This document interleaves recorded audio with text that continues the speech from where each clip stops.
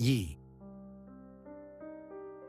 You already know how this day is going to end, not the details, not what will be said or left unsaid, but you know in that quiet place you rarely visit that this day, like every day before it, will not return.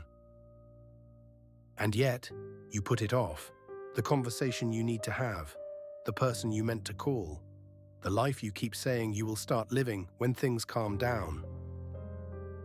2,000 years ago, a Roman emperor sat alone before dawn and wrote 3 words to himself, words he did not need, words he wrote anyway, because even the most powerful man in the world needed to be reminded. Memento Mori. Remember that you will die. Marcus Aurelius ruled an empire of 70 million people. He commanded armies. He administered justice across a territory stretching from Britain to Mesopotamia. And every morning, before the weight of that world descended on him, he sat with his journal and reminded himself that he was mortal. This was not morbid. It was not depression. It was medicine. Marcus had studied Stoic philosophy since boyhood under the teacher Junius Rusticus. He learned that the unexamined life, a life lived as though it would go on forever, was a life half-wasted. The Meditations, which he never intended for publication, are essentially private letters to himself, reminders, corrections, attempts to become, each day, the person his philosophy demanded. He was not always successful. He admits in those pages to anger, distraction, pride, and exhaustion. That is exactly what makes him trustworthy. He was not a saint who floated above human struggle. He was a man who struggled and found that meditating on death helped him struggle better. So what is Memento Mori exactly? And why did the Stoics make it a daily practice? The phrase comes from the Latin memento, remember, mori, to die. But the Stoics did not invent the idea, they sharpened it. In ancient Rome, when a victorious general paraded through the streets to the roar of crowds, a slave would stand behind him in the chariot, whispering in his ear. Not praise, not celebration. The slave's job was to say, Respice poste, hominem te esse memento. Look behind you, remember that you are a man. Even at the height of triumph, remember what you are. Remember that this passes. Seneca, the philosopher, playwright, and advisor to Emperor Nero, wrote about this with characteristic directness in his letters to Lucilius. He said, and I am paraphrasing, "Let us prepare our minds as if we had come to the very end of life. Let us postpone nothing. Let us balance life's books each day." The Stoic insight is this: most of our anxiety, our procrastination, our petty grievances, our failure to love fully, these come from a hidden assumption that we have unlimited time. We behave as though death is something that happens to other people, as though our own ending is theoretical, distant, negotiable. Memento Mori is the practice of dissolving that illusion, not to create despair, but to create urgency. The right kind of urgency, the kind that asks, if not today, then when? Marcus wrote in Meditations, Book 2, "You could leave life right now. Let that determine what you do and say and think." Read that again. Not you will die someday, but you could leave life right now. Let that, not your inbox, not your reputation, not your fears, let that determine what you do. Here is why this is hard. We are not built to hold death in mind. Modern life is, in many ways, a sophisticated system for avoiding it. We medicate aging. We filter death from our media until it becomes entertainment rather than truth. We use busyness as armor, fill every hour so the quiet cannot find us. And beneath the busyness, there is fear. The fear is real. It deserves to be named. The Stoics did not ask you to pretend the fear is not there. Epictetus, who was born a slave and lived with physical disability for much of his life, understood that some circumstances are genuinely hard. He never preached from comfort, he preached from survival.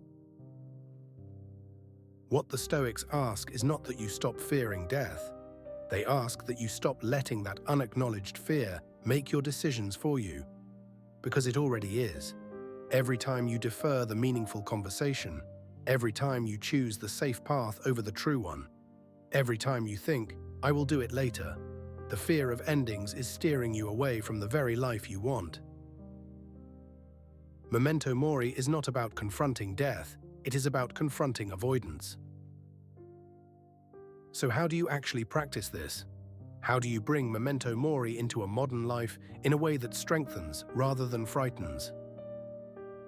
Here are 3 practices drawn from Stoic philosophy, grounded, specific, and usable today. The first is the morning reflection.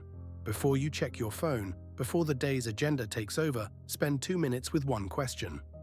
If this were my last ordinary day, would I be living it well? Not a dramatic deathbed scene.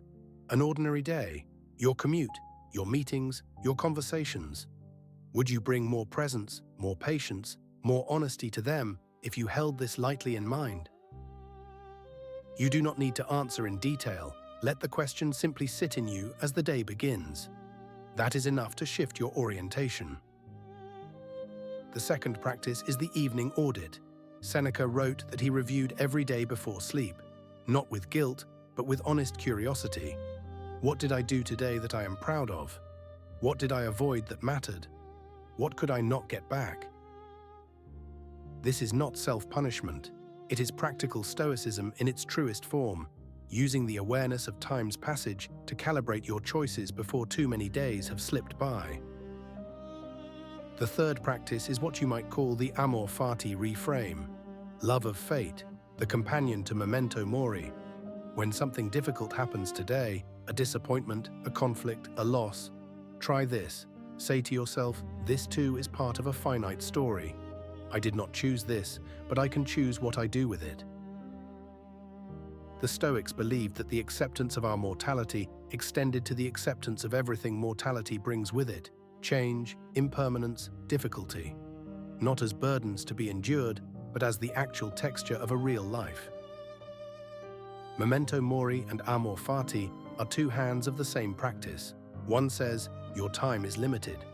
The other says, love it anyway. Now imagine a version of you who has practiced this for 6 months. Not perfectly, not every morning, but consistently enough that the awareness has begun to settle into your bones. That version of you is harder to rattle. Not because nothing matters, but because you know what actually matters. And the rest, the noise, the minor grievances, the hypothetical disasters, they simply do not grip you the way they used to. You have difficult conversations earlier because you know that the discomfort of honesty is smaller than the weight of things left unsaid. You are more present with the people you love because you have stopped treating time with them as infinite. You pursue the work that means something to you because the question, what if it fails, has been quietly replaced by, what if I never try? This is what the Stoics called eudaimonia, often translated as happiness, but more precisely, flourishing, a life fully inhabited. It is not a life without pain. It is a life in which the pain is not wasted. Zoom out for a moment. Every civilization that has lasted, every philosophical tradition that has endured, has had at its center some version of this confrontation with impermanence. The Buddhist concept of anicca, the Zen practice of beginner's mind, the Memento Mori of the Stoics. They all point to the same truth. The person who lives as though time is unlimited is the most impoverished person alive, regardless of what they own or achieve or consume. And the person who genuinely holds mortality in mind, not with dread, but with clear eyes, that person is, in the Stoic sense, already free. Marcus Aurelius died in 180 AD on military campaign near the Danube, far from Rome.